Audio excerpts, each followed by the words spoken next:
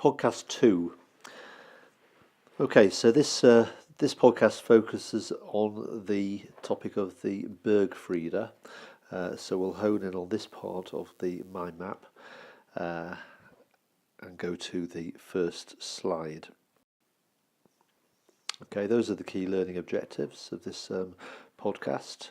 What was the mood of Germany in August 1914? What was Burgfriede? And why did the Social Democrats back the war? So we'll just go through the answers to those questions, make sure you understand them. Remember, your basic reading is from Leighton, pages 64 to 73, so the earlier part of that chapter covers Burgfriede.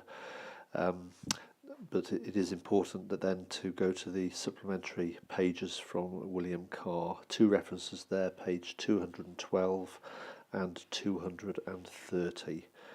So pick up those pages and add to the basic notes that I've uploaded to Frog for you.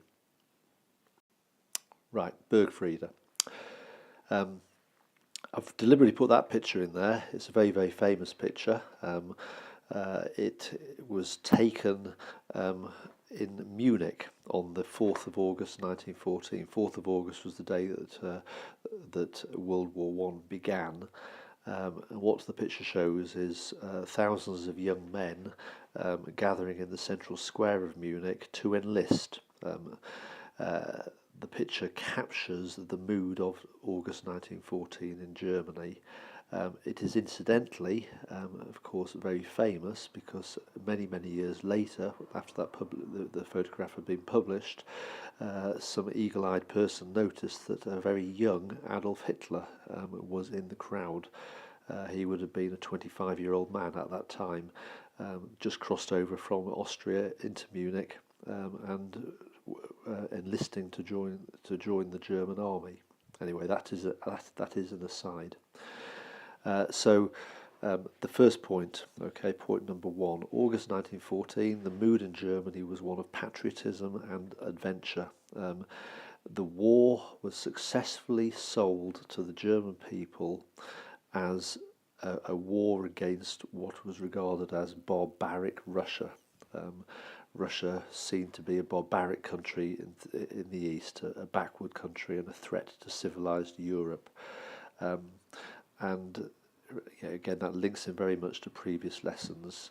To a large extent, that was the success of the pressure groups, the right-wing pressure groups that had been forming in the early years of the 20th century to try to drum up a mood of nationalism as a way of distracting the ordinary people away from the cause of socialism. The success of that was evident on the 4th of August 1914. So what exactly was Burgfriede? Okay, well, Burgfriede basically is the word we use to describe that sense of unity that came into existence in August 1914. Remember, before 1914, politics, if you look at the Reichstag, okay, the different parties in the Reichstag, politics have become increasingly polarized. In particular, a swing of the vote towards the left with the growth of the Social Democrats. Now remember, the Social Democrats in 1912 suddenly became the largest party with 110 seats in the Reichstag. And that sudden growth of the Social Democrats on the left very much threatened the elites, the ruling elites. And the argument, of course, is that was one of the key reasons why Germany went to war. As a way of distracting the masses away from socialism, creating patriotic unity, and it worked. Bottom line is, the 4th of August, Kaiser and Bettmann Hollweg, his chancellor, went to the Reichstag as they needed to, because they needed the Reichstag to approve the budget for war, and the Reichstag. Unanimously, I'll correct that, almost unanimously, approved the war credit. There was really no debate at all. All the parties agreed to give the Kaiser the money to fight the war. The reason it wasn't unanimous, okay, even the Social Democrats, okay, voted for the war credits. Um, Only one member of the 110, a young politician called Karl Liebknecht, voted against the war credits. He stood up. He was a lone voice. He claimed it was an imperialist war, a war that was going to be fought purely for the interests of the upper classes. But no, the Kaiser and Bettman Hollweg managed to sell it as a defensive war. Germany was under attack and the nation had to pull together. And that message was sold very convincingly, and all the parties in the Reichstag supported the Kaiser. So much so that the Reichstag did not need to meet again between August and December 1914. Had to meet once more in December 1914 to approve the war credits. Apart from that, really, the Reichstag was not called, did not meet really in the first 2 or 3 years of the war. It was just called occasionally to vote for more money. And even as we move into the late 1915, early 1916, although gradually more and more members of the Social Democrats joined Liebknecht in voting against war credits, on the whole, the Reichstag and the Social Democrats supported that.